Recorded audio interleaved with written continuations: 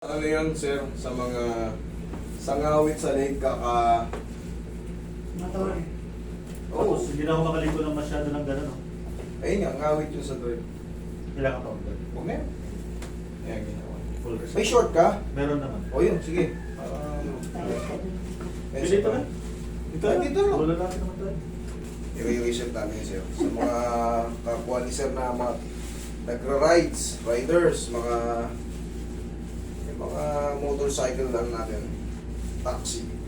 Araw-araw, tinutugis nyo yung sobrang maghapong biyahe para siyempre, pag walang rides, walang kita eh. Sir, sumasakit yung leg. Yung mga simpleng problema pa lang, dapat ma-actionan nyo. Ipa-reset nyo. Pagka kayo matagal na rin baka hindi kayo nakaka-experience ng mga bone reset. Kailangan yan. Kasi pagka kayo ay bumabiyahe at naulanan, mabilis kayong tamaan ng mga joint pain sa maghapong pamamasada. Very relax. Hindi naman masakit to, siyempre. Nasa tao nag-handle kung paano kayo i-adjust.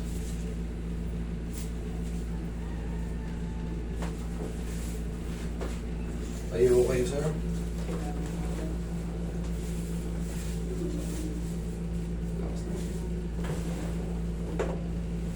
Okay, yung patagilid. Tsaka yung mga tao masakit ng balakang tapos nagmumuto. Once na makaltag-kaltag kayo sa higa kang patagilid, sa mga lubak-lubak, mararamdaman nyo yan. Kaya pagka medyo lubak-lubak, dahan-dahan. Dahan-dahan. Huwag nyo isuga. Sugod yung motor yung sa lubak-lubak. Relax na. Kabilang side.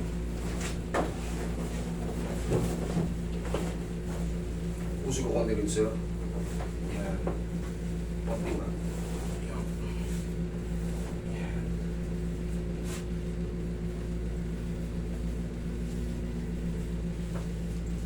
Lalo kayong kung kayo ay ano na, kung kayo ay going to senior na, parisit nyo kung never pa kayo nakaka-experience sa mga bone setting tapos full body massage. Experience nyo yun. Kaya kailangan check nyo, pag magpapa-bone reset kayo, check nyo kung sino yung pupunta kayo. Kaya kailangan kilala nyo, kumbaga napapanood nyo na kung anong ano niya, kakayanan niya, kung matagal na ba siya nagaganyan, o kung marunong talaga siya. Kasi ito, kahit sa akin, i-review nyo ako kasi katawan nyo to. Pag nasira to, wala nang balikan yan. Mag-operation ng balikan. Tignan nyo naman, may nag-viral, di ba? Sa ganito rin yun.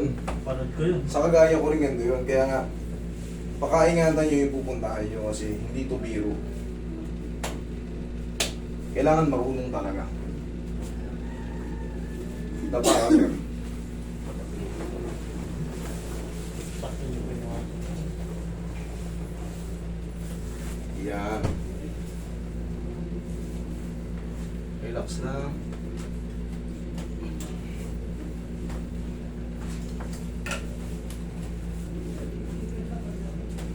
Naka-on pa yan, par. Tsaka sa mga taong nagaganito, obserbahan nyo rin kung flexible ba yung katawan ng inaano nyo. Kumbaga, hindi ba tight yung mga muscle, dahan-dahanin nyo muna. Kasi pag ipinul-stretch nyo yan na parang tight yung mga muscle niya, mararapture nyo yung mga tendon. Mas lalo magkakanda pilay-pilay. Relax lang. Obserbahan nyo muna yung body language ng tao. Tsaka yung tigas, yung tightness ng mga muscle. Relax lang. Pag na-massage, tsaka nyo full stretch. Pwede yung balik na rin yan eh. Okay. Yan, katulad yan, tight yung katawan ni sir eh. Matigas. Tigas. Pero yan, mamassage ni Roy, palalambutin yan. Tapos iinatin pa kita mamaya after niyan. Ganun ang tamang pagtansya niyan. Hindi basta-basta iya. Lalo yung tie, ako. Patay ka talaga sa tie.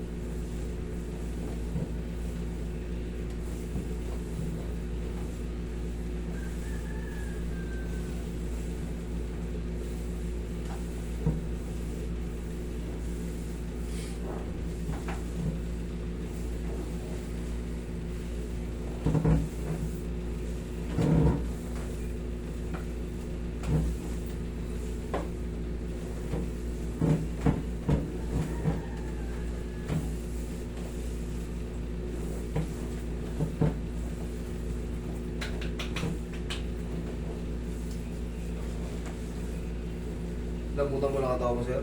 Relax mo lang. Yan. Nakikiliti ka ba? Hindi naman. Okay.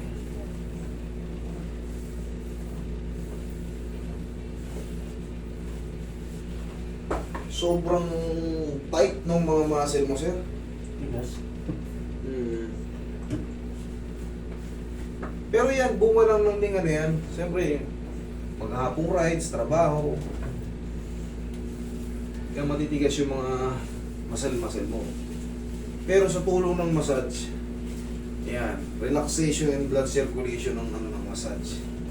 Yan, laking bagay sa iyo. Tapos may mga adjustment sa joint. Ang sarap ng pakiramdam yan. Pero kailangan tama yung adjustment sa joint. Baka sumobra. Sumobra. Pilay naman abutin nyo. Okay, tiyaya. Okay.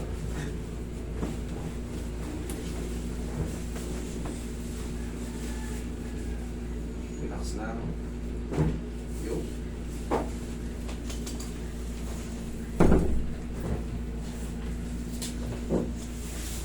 Tapos, stretch.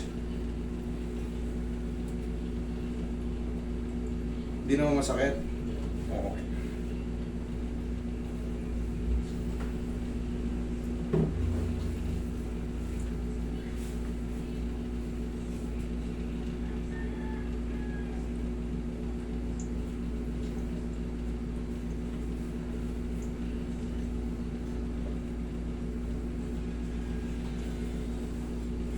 Pag na full stretch kayo, yan ang pinaka comfort zone yan. Yan. Yan, o itutupi nyo na ganyan. Oo. Pag na-stretch kayo, kasi siyempre yung mga alak-alakan natin tsaka yung mga muscle sa likod ng pinde o hamstring. Masakit yan pag first time mo na inat. Magre-react sila. Pero, tulad pag ginagayan ako, tight. Huwag mong papakasagad, huwag mong pakasagad kasi tsaka huwag yung tatagalan kasi masakit yan sa mga taong ini-stretch yan.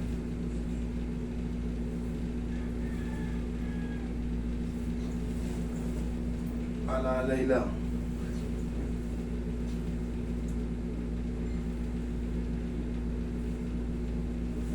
Tapos gaganyan lang. Yan. Papahinga yan para, di ba ito yung pinaka-comfort zone. Okay. Relax mo lang, walang lalaban na ito. Okay naman. Okay.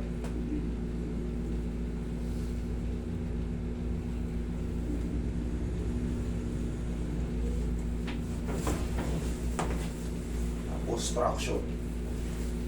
Buong katawan.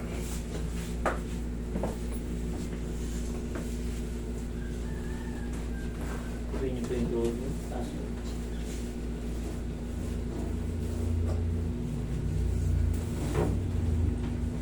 Relax lang. Inhale. Exhale. Sarap. Sarap. Okay. Ito, pinaka nakakatakot. Yung ganito, yung traction na to, hindi to basta-basta biro. Pag-aralin nyo muna maigi to bago kayo mag-apply ng ganito, bago nyo i-execute. Kasi pag na-overpower or bitin, walang bisa. Pero ito mararamdaman ng tao, talaga nahatak siya, minsan tumutunog pa yun. Baka ma-rupture nyo yung sa leeg, yung mga blood vessel dyan. Kaya kailangan timing, marunong. Okay? Opo. Meron pala akong master, friend. Pinintay na lang niya yung resulta kasi precision na. Unaligned backbone. Unaligned? Bakit? Ano nangyari sa kanya? Pag nagbubuhat-buhat ata, Di ba siya na-disgrasya? di naman. Mahilig lang ito magbuhat na mabigat. Pagka nagbuhat-buhat ka ng mabigat, mahilig ka magbuhat ng mabibigat. Tapos, kumbaga nagkaroon ng displacement. Ang mangyayari doon, mayroon tayong tinatawag na mga spondylolisthesis, anterolisthesis, Ang pinaka-worst is compression fracture. Yan. Parang gumanon daw yung buto. Ano like, tinitingnan na lang niya kung Okay sa na. transition kung okay na po. Ilan bang taon na siya? Bata pa, master, mga ano pa lang yun eh. Magka-college pa lang. Oh, ang bata pa lang. Bata pa, oh. May transition na raw sa Cairo. Sa Tacloban. Ay, yung tatay niya nandito.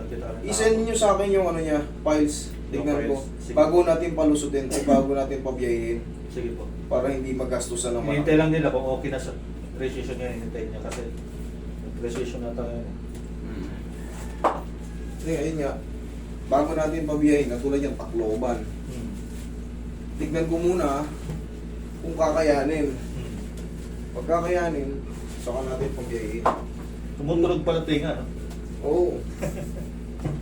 Ngayon mo lang nalaman. Oo. Dati kasi pag pinipingo tayo ng mga teacher natin, paano kasi yun eh, pa-squeeze, kaya hindi tumutunog. Dito. Tsaka dito yung anit natin. Ayun, teacher yan.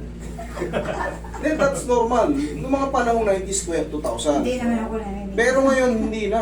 Iba na yung, Pagkasuka pa na. yes, iba na yung mundo noon. Pero dapat yan na experience talaga. Isipin mo, tayo, may anak tayo. Kahit isa lang anak natin, nakakabuisit. Hindi natin masaway. Paano yung mga teacher? Ha-handle yan sila sa public, 60, 70 person. Eh yung isang anak ng dalawang anak, hindi natin masuway. Eh paano na lang yung isang nagsusuway sa 60 person? Hindi ka ba mabuisit paghapon ka na? Pero hindi ko sinasabing saktan yung mga bata. Mga normal yan, mapapagalitan kasi ang hirap i-handle, iba-iba ugali ng bata. Okay? Yung iba talaga sasabihin, ito patulpo ko kayo. Na-trauma yung anak ko. Kayo na mag-imbestiga sa sarili niyong anak. Doon pa lang sa bahay, napakakukulit ng mga anak natin. Kaya huwag na kayo magtaka. Okay? Okay na, master. Picture kita. Ay. Kasi idol ka pala.